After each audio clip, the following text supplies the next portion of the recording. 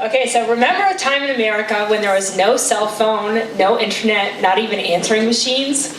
A time between wars that when you traveled, you were proud to be American? And you knew your navy blue passport was your golden ticket out of any predicament? Well, that's when this story takes place. I'm 18 and it's 1985. I met Will, spring of my freshman year in college in Connecticut. He was a senior and so fun. Kind and confident, even if he was a little Midwestern. He was also about to graduate. Needless to say, we did not let the academics get in the way of our education. An education about love. We smoked pot on my windowsill and listened to Sade, Sweetest Cherry Pie. We stayed up late drinking and slept in missing classes. We fit together on my dorm twin beds so well. After graduations, he had plans to hitchhike on sailboats, hoping to get to Australia, as a friend had done the year before. He hardly knew how to sail. I planned on going to Italy for sophomore year abroad, and because I was a little burnt out of school. We were having so much fun together, though. It was just like the curtain closing mid-act. It just leaves you hanging. So we're saying goodbye in the airport. I am crying because back then it was so hard to have a long-distance relationship. I thought it was the end. No Facebook, no Instagram, no cell phones, nothing. You wrote letters and maybe got lucky that the other person answered the phone when you called. And that was it. So when we said goodbye, we both knew it was going to be for a long time. And I was not a great letter writer either, especially if the other person is not in one place. Do you remember American Express used to have travel offices around the world so you could get mail and cash traveler's checks before ATMs? Because he was traveling, all I could do was send the letters to the nearest American Express office, hoping he'd get the letter sometime. The idea of writing letters that he'd never get just seems so sad and such a waste of time. So instead, I hand him 2 mixtapes I've made him for his trip. And he tells me, I'll look you up when I get back. And then just like that, he gets on an airplane and is gone. And so I leave for Italy, he's sailing to Australia, which becomes sailing around the world. So it's a lot longer than a year. In fact, 2 years later, 1987, I'm back in college for my junior year. And after a ton of letters from him and expensive drunken phone calls, we have a plan. In April, he writes me, knowing that my grandparents were going to take me to Portugal that June, we should rendezvous July 4th in Cyprus. That seemed reasonable. It was actually really close to Italy on the map. It just seemed like a Martha's Vineyard kind of island in the Med. I could say that I wanted to celebrate my 21st birthday with my Italian girlfriends and take a quick plane ride to Cyprus. I could ask my grandparents to fly me out of Milan instead of Lisbon. It seemed easy enough. I could do it all without my parents knowing. You see, I couldn't let my parents find out, as I had tried to visit him in Australia the year before, and they nixed it because I would be unchaperoned. So everything had to be done very stealthily. So it's April. We decide to meet in Cyprus, 4th of July. He leaves Perth, Australia, and any means of communications to sail through the Indian Ocean and on to Europe. I have his letter that spells it all out on blue airmail, light as feather stationery. My Italian girlfriends that I lived with the year before were ready to celebrate and also be my cover. They knew all about Will and all those blue letters that would come to our door all year long. So it was my birthday, June 29th, woo, and we're having a great time.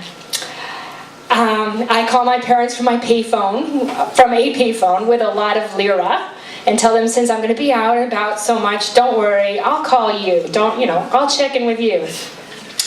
And so now it's time to go buy my airplane ticket.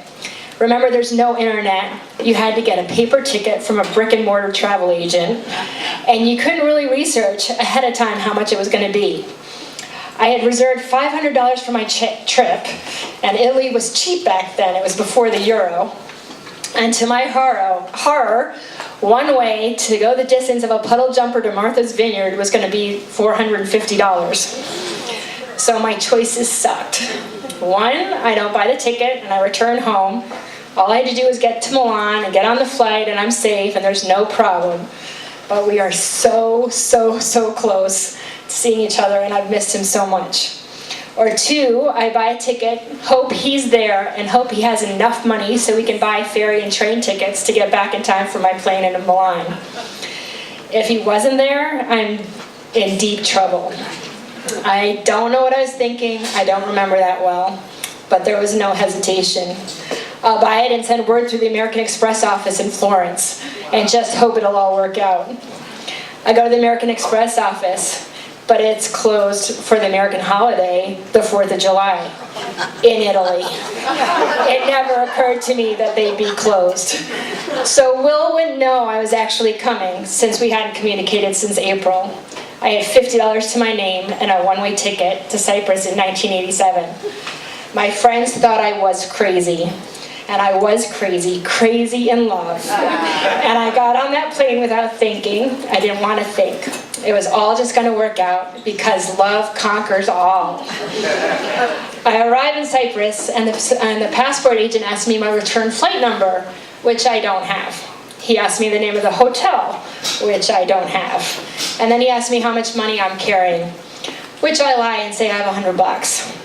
He then escorts me to a room with his supervisor, and they detain me for questioning. You see, in 1987, as it is now, unbeknownst to me, Cyprus is half occupied by Turkey, and which wasn't on my radar at the time. I had no idea, no internet, only old photo books for reference, remember? So I had flown onto the Cyprus side, luckily, which was the same side the port was in, but it was heavily guarded and militaristic. They thought I was a prostitute or a spy. So, I'm like, no, I'm meeting my boyfriend. How much money do you have? $100. And my American Express card. I held it up proudly. I would be fine, I said. Little did they know that it would be the last thing I used, since it was my dad's, and he'd be able to see exactly where I had been. I said, where is your boyfriend? He's coming in on a sailboat. He'll be at the port.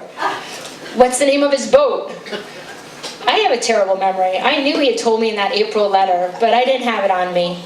I knew it was French, something to do with chez moi, chez Marie, something like that. They called down to the guards at the port. Yes, there was a sailboat there named Marie Shah. I sighed heavily. I got lucky. They let me go. But then I got out of the airport to find out that there was a bank strike. I can't change my 50 crisp US dollars that I needed to leave the airport. There's a kind of gap in my memory again, common theme, but somehow this happened. I ended up with a taxi driver who said he'd drive me on credit to a cheap, safe hotel, and then the hotel could pay the tab and just charge me when I left. And that was a true miracle. The place was great, the lady who ran it was sweet, and it was near the port. Now this is where my brain actually caught up to what I was doing.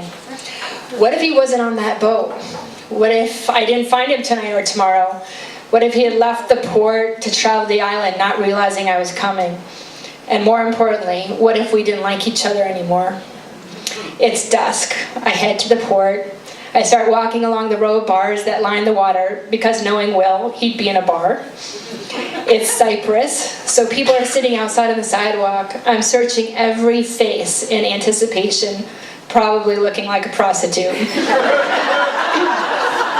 Suddenly, a fight breaks out, and I veer around it and get to the end of the street.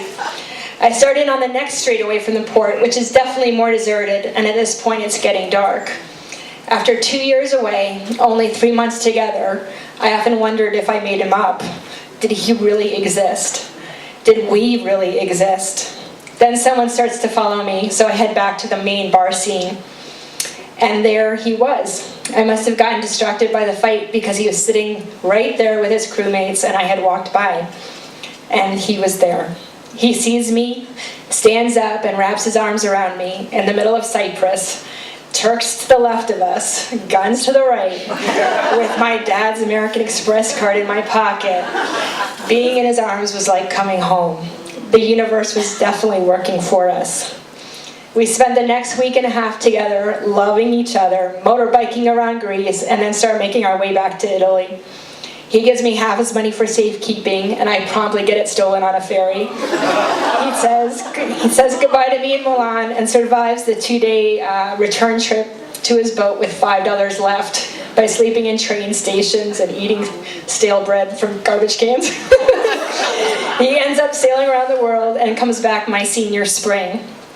We get married 2 years later.